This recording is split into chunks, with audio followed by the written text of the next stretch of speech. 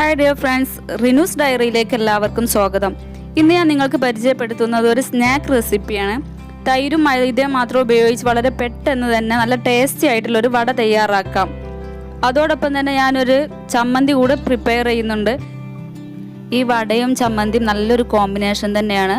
ഈ വട ചമ്മന്തിയുടെ കൂടെ കഴിക്കുമ്പോഴാണ് നല്ലൊരു ടേസ്റ്റ് കിട്ടുക. അപ്പം നിങ്ങളും ഇതുപോലെ തന്നെ ട്രൈ ചെയ്യുക. എൻ്റെ ചാനൽ ആദ്യമായിട്ട് കാണുന്നവരാണെങ്കിൽ സബ്സ്ക്രൈബ് ചെയ്യാനും ബെല്ലൈക്കൺ ക്ലിക്ക് ചെയ്യാനും മറക്കല്ലേ. അപ്പോൾ നമുക്ക് വീഡിയോയിലോട്ട് പോകാം. ഇതിന് വേണ്ടി 2 കപ്പ് തൈര് എടുത്തിട്ടുണ്ട്, 2 കപ്പ് മൈദയും. എത്ര അളവിലാണോ നമ്മൾ മൈദ എടുക്കുന്നത് അതേ അളവിൽ തന്നെയാണ് തൈരും എടുക്കേണ്ടത്. അളവിൽ വ്യത്യാസം വരരുത്. അപ്പോൾ നമുക്കിത് കറക്റ്റായിട്ടുള്ള പരുവത്തിൽ കിട്ടൂല. ഈ മാവ് ശരിക്കുള്ള പരുവത്തിൽ കിട്ടണമെന്നുണ്ടെങ്കിൽ രണ്ടും സെയിം അളവിൽ എടുക്കണം.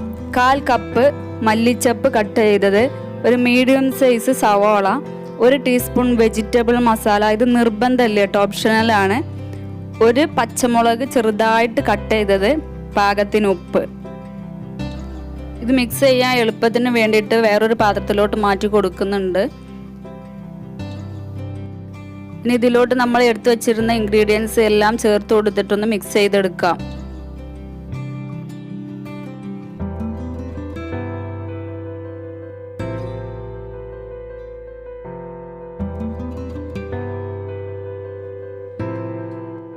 ഇതിലോട്ട് ഞാൻ തൈര് മുഴുവനായിട്ട് ചേർക്കുന്നുണ്ട്. ഇത് ആദ്യം ഒന്ന് മിക്സ് ചെയ്യാൻ വേണ്ടിയിട്ട് പകുതി ചേർത്ത് കൊടുത്താണ് കേട്ടോ.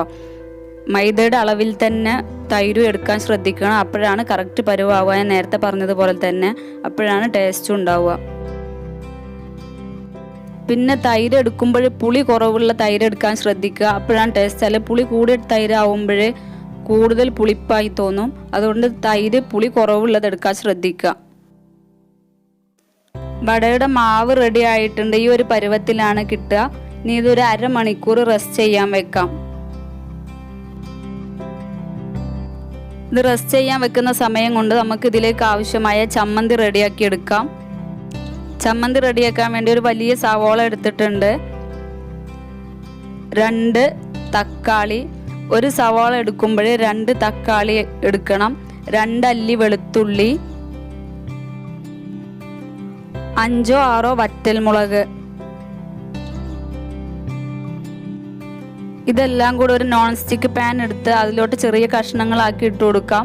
എന്നിട്ട് ഇതൊന്ന് വറുത്തെടുക്കണം. എണ്ണ ഒഴിക്കാതെയാണ് ഇത് ചൂടാക്കി എടുക്കേണ്ടത്. നോൺ സ്റ്റിക്ക് പാൻ അല്ലെങ്കിൽ ഇരുമ്പിൻ്റെ പാൻ എടുക്കാൻ ശ്രദ്ധിക്കുക, അല്ലെങ്കിൽ അടി പിടിക്കും. എണ്ണ ഒഴിക്കാതെയാണ് നമ്മളിത് ചൂടാക്കി എടുക്കുന്നത്.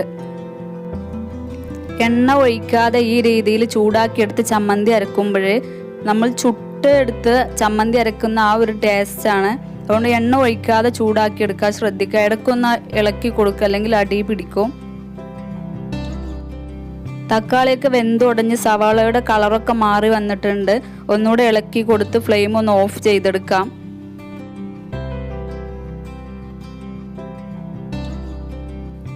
ഈ മിക്സ് ചൂടാറിയതിന് ശേഷം മിക്സിയുടെ ജാറിലോട്ട് ഇട്ട് ഒന്ന് അരച്ചെടുക്കാം. ഇതിലോട്ട് നമ്മൾ ഇതുവരെ ഉപ്പ് ചേർത്തിട്ടില്ലല്ലോ. അപ്പോൾ അരച്ചെടുക്കുന്ന സമയത്ത് പാകത്തിന് ഉപ്പൂടെ ചേർത്തിട്ട് വേണം അടിച്ചെടുക്കാൻ.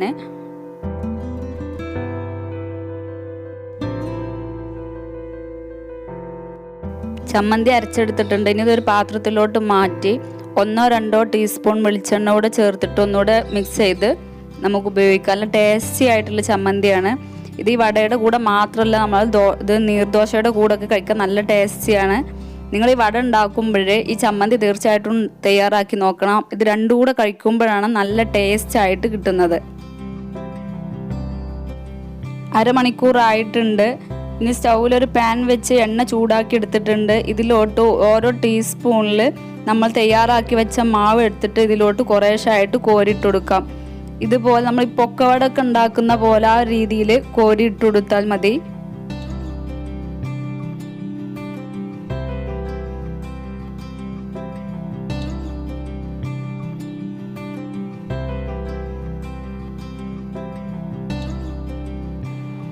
ഒരു വശം ഒന്ന് കുക്കായി വന്നിട്ടുണ്ടെങ്കിൽ ഒന്ന് മറിച്ചിട്ട് കൊടുത്തൊന്ന് വേവിച്ചെടുക്കാം.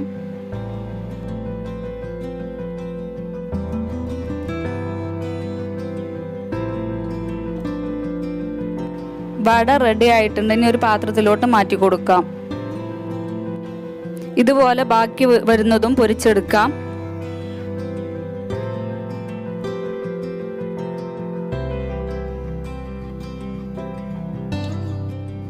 വട മുഴുവനായിട്ട് പൊരിച്ചെടുത്തിട്ടുണ്ട്. നല്ല സോഫ്റ്റ് ആയിട്ടുള്ള വടയാണ്.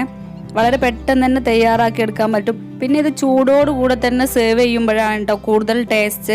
ഇതും ആ ചമ്മന്തിയും കൂടെ കഴിക്കുമ്പോഴാണ് നല്ല ടേസ്റ്റ്. അത്രയ്ക്ക് ടേസ്റ്റ് ഉള്ളൊരു സംഭവമാണ്. നിങ്ങൾ ഒരിക്കലെങ്കിലും ഒന്ന് തയ്യാറാക്കി നോക്കുക. ഉറപ്പായിട്ടും നിങ്ങൾക്ക് എല്ലാവർക്കും ഇഷ്ടപ്പെടും. അഭിപ്രായങ്ങൾ താഴെ കമൻറ്റ് ബോക്സിൽ കമൻറ്റ് ചെയ്യാൻ മറക്കരുത് കേട്ടോ. ഇഷ്ടപ്പെട്ടാൽ ലൈക്ക് ചെയ്യാനും ഷെയർ ചെയ്യാനും മറക്കല്ലേ. ഇതുപോലൊരു വെറൈറ്റി വിഭവമായി വരുന്നതുവരെ ബൈ ബൈ.